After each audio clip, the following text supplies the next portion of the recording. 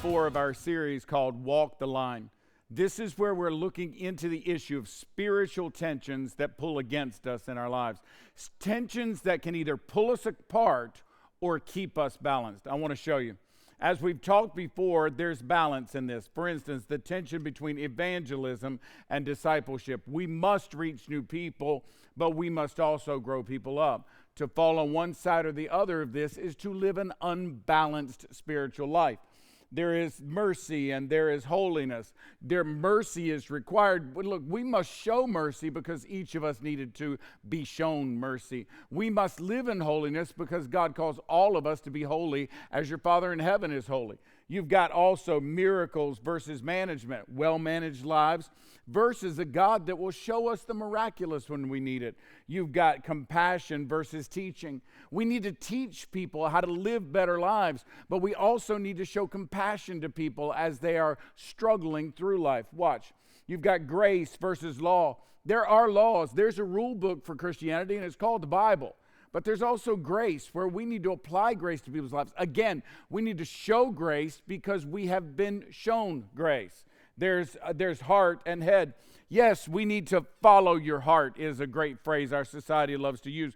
But you must also let your head think through things and lead your heart. So you're not being just someone who's on the mental side of things, but you're also on the emotional side of things. But you can't be just on the emotional side of things and not think them through.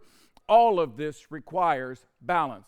When we get unbalanced, we drop into what I'm calling danger zones.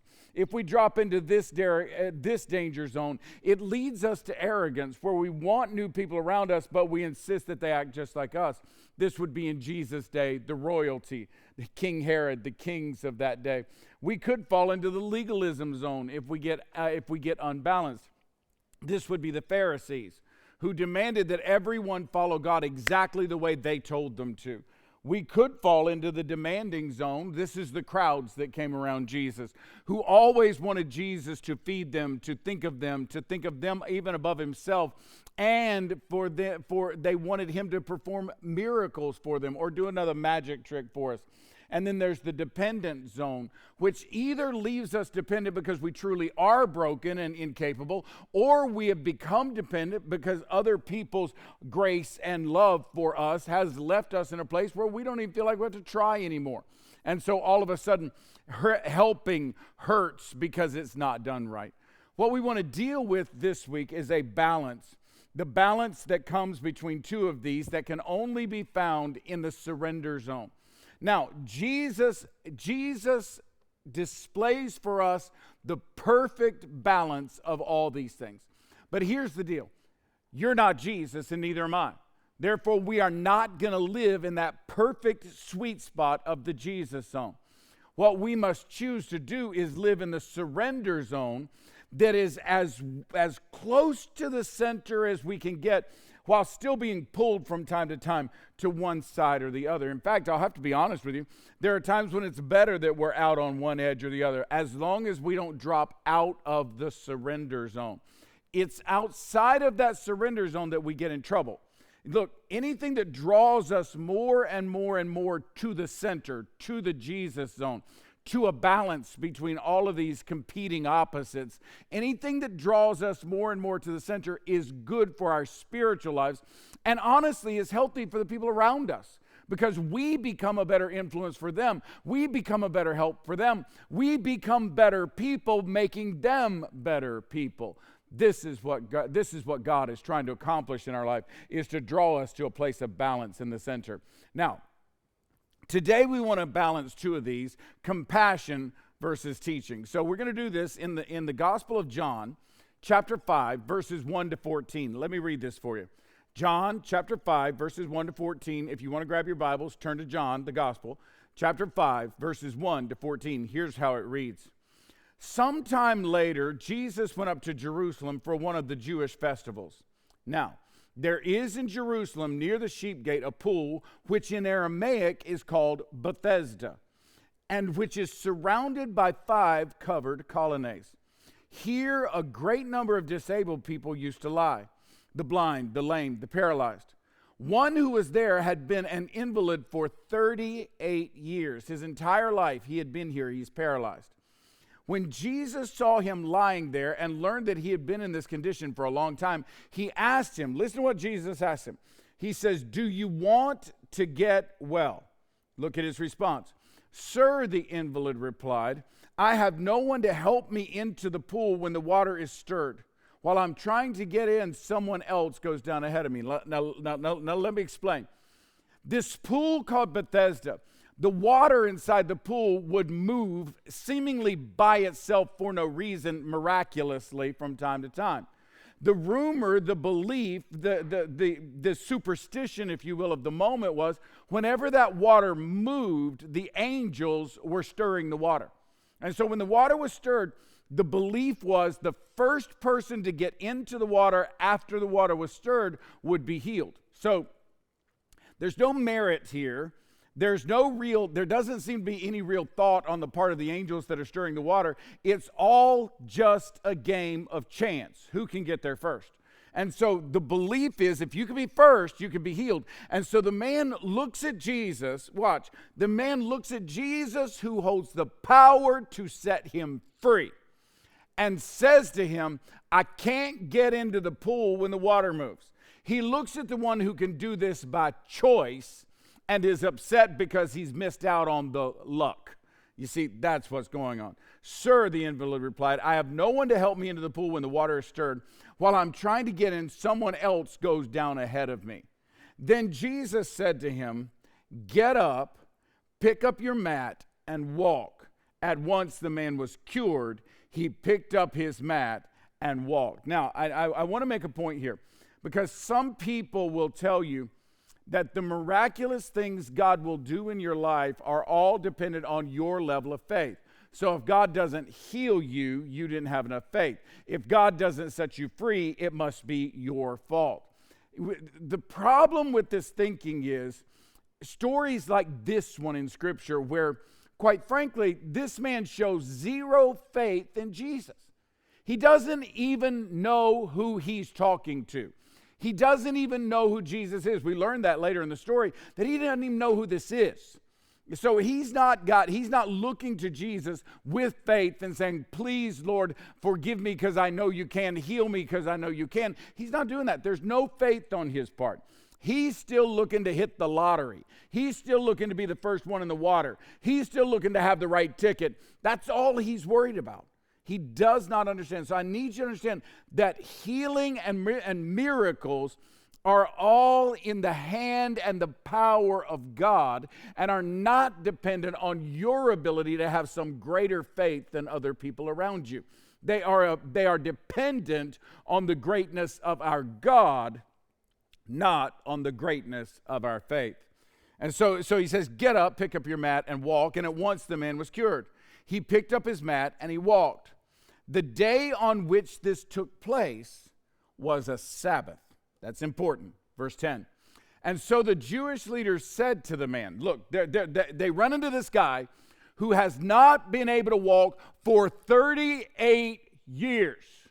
And they see him carrying his mat, and they said to him, it is the Sabbath. The law forbids you to carry your mat. They miss the miracle altogether. And they're worried because he's carrying his mat. But he replied, the man who made me well said to me, pick up your mat and walk. Now I got to tell you, I believe, just this is not written here, but in my mind, it is at this moment that the Pharisees look at him and realize, hey, this is the guy that's been sitting down by the pool Bethesda for the last 38 years. How is it he's walking? And he explains to them, the man who made me well said to me, pick up your mat and walk. So they asked him, who is this fellow who told you to pick it up and walk? The man who was healed, watch, had no idea who it was, for Jesus had slipped away into the crowd that was there. Now later, Jesus found him at the temple and said to him, see, you are well again. Stop sinning or something worse may happen to you. The man went away and told the Jewish leaders that it was Jesus who had made him well. Now, I want you to understand that there is a balancing here of an understanding of compassion versus teaching. Compassion here, teaching there. Now, you need to understand that there are failings. There are danger zones that are dropped into by each of these. In this first area, I need you to see, look, the spirits in the pool. Understand, get it. I'm not suggesting there were actual spirits in the pool. I'm not suggesting that. I'm also not saying that's not what was the case. My guess is the pool was moved from time to time by some thermo power underneath of it, a hot spring, if you will. But in the end, the spirits in the pool is the way they would have described it. It's the way the guy that's sitting on the mat would have described it. If you had asked him, what are you waiting on? Well, when the angels stir the water, I'm going to jump in. That's the way they view it. But the spirits at the pool, watch. They're giving compassion without teaching. There's no expectation that anybody at this pool will learn anything or change any life patterns or change any lifestyle or do anything. It's all a matter of luck. Whenever they decide to stir the water, whenever the angels decide to stir the water, it's all a matter of who can get in there first. Who happens to be the closest at that moment? Who happens to be the one that can jump in or be thrown in by somebody else first? Yo, you stay with me now. Don't turn me off for this, but you got to hear me. These guys are buying lottery tickets and hoping they can pay off their credit cards. They're just out there trying to find a lucky way to get out of it. They're waiting for their boat to come in. They're waiting for their ship to come in. They're waiting for their big moment, their pot of gold at the end of the rainbow. Whatever it is you see as your lucky day, that's what they're waiting on. They're not expecting that anybody needs to change any of their actions. They're simply saying, I want to get lucky. Y'all, listen to me. This is not the way to be. To be honest, when we fall on this side where we expect compassion without teaching, what we're really looking for is a lucky lottery ticket that comes in the form of a ticket, that comes in the form of a big win, that comes in the form of an unexpected windfall, that comes in the form of a friend who will come and who will help me beyond what I deserve. We are looking for something else to help us because we're not going to help ourselves, or we can't help ourselves. The truth is, we've got to understand this side of the chart puts us in a very difficult, a very dangerous place.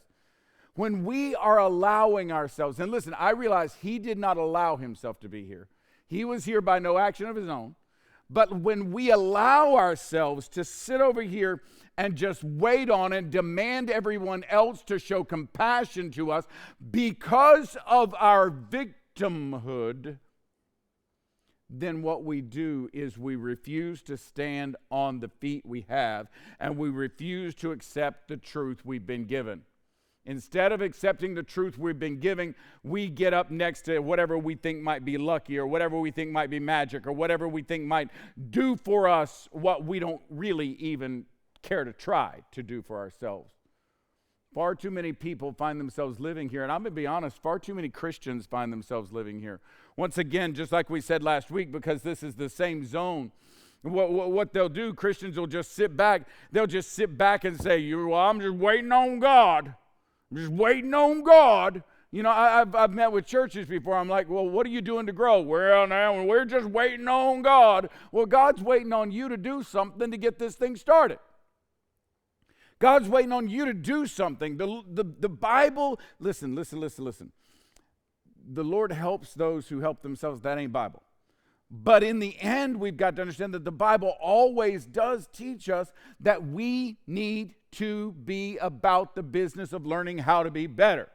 Being taught how to be better, listening to people can show us how to be better. It is our job to improve, not just sit by a moving well of water hoping that we get in there first and win the lottery. It's time for us to learn how to be different. This compassion without teaching does not improve anybody. In fact, quite frankly, most people who end up winning this lottery, whatever that looks like, end up back in the same problem that put them beside that pool to start with. This is not the answer we want, and it leaves us in a danger zone. Likewise, The arrogant zone, which is where the Pharisees were, is not where we want to be. The Pharisees, while we see the spirits in the pool, compassion without teaching, the Pharisees are teaching without compassion. Look at them. The day on which this took place was a Sabbath, and so the Jewish leaders said to the man who had been healed, "It is the Sabbath. The law forbids you to carry." Look, they don't even see the miracle because they're so busy enforcing the rules. Their enforcement of the rules causes them to miss the miracle. This miracle's 38 years in the making. The man replied, "The man who made me well said to me, 'Pick up your mat and walk.' So they asked him, 'Who is this fellow that told you to pick it up and walk?' The man who was healed had no idea who it was, for Jesus had slipped away in the crowd that was there." The truth is, these Pharisees are so caught up in the teaching arrogance zone. You've got to follow this rule. Now let me pause. I'm not being too hard. I don't want to be too hard. It's too easy to just pick on the Pharisees. So I don't want to just do that. So, because listen to me. Everybody wants to have some luck. Everybody wants to have some luck. Everybody wants to be shown compassion. Everybody wants that. There's nothing wrong with that, okay? Nothing wrong with that. Everybody wants to learn how to follow law and teach other people how to do what is right. There's nothing wrong with that. That's not wrong. That's not sinful in and of itself.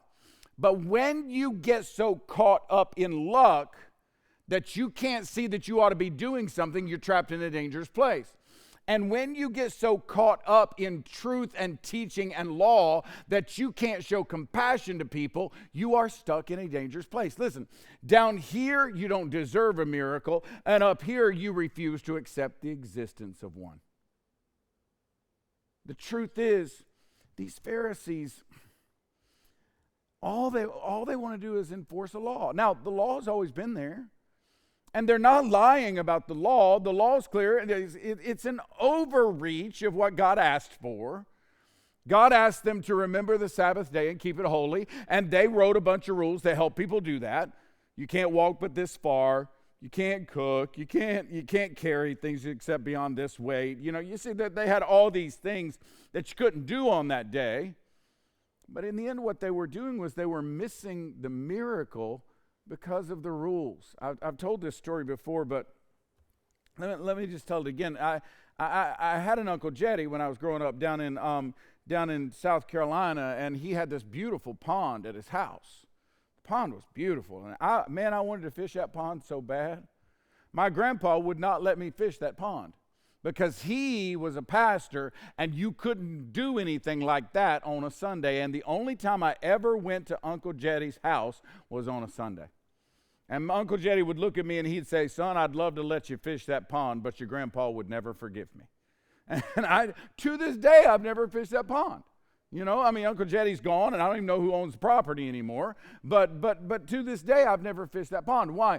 Because, quite frankly, my grandfather, who I think the world of to this day, wonderful man of God, but he was so caught in a rule that he could not understand how he couldn't see the miracle of the fact that I was ready to experience Uncle Jetty's place because I loved him and I loved the place.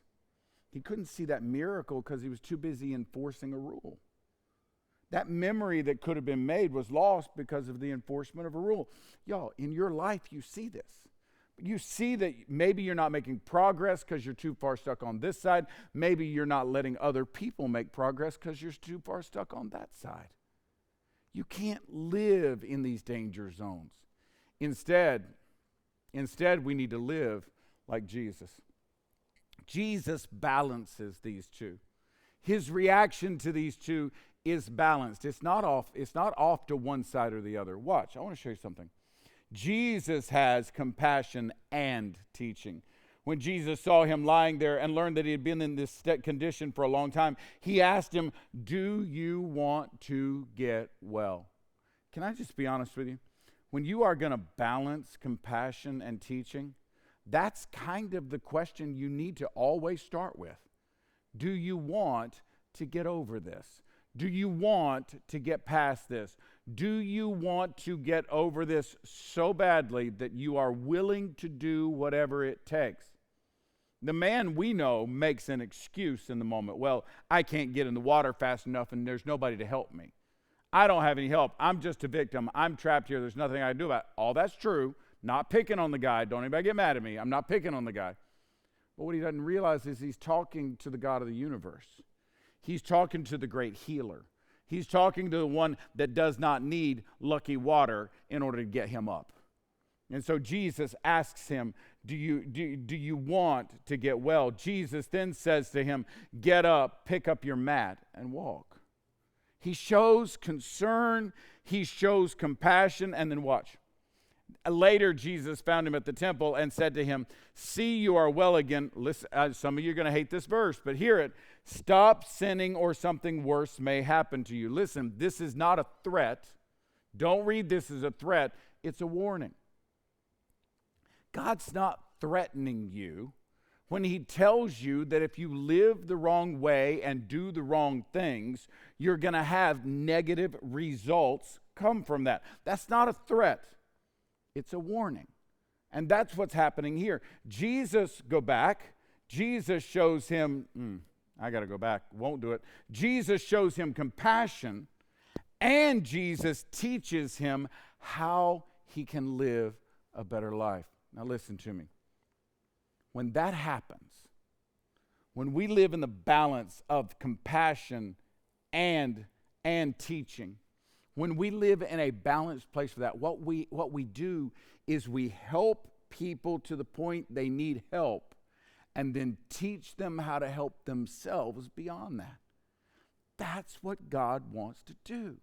This is not a moment where we're looking for God to come in and somehow just miraculously change it all, make it all better, and then they lived happily ever after. This is not that kind of fairy tale moment. This is better than that. This is Jesus lifts you up. Watch. Put strength in your legs so you can stand, and then teaches you how to remain in a place of standing rather than falling back onto a mat next to bubbly water. The truth is, you can be set free. Not just healed, but taught to stay in your healing.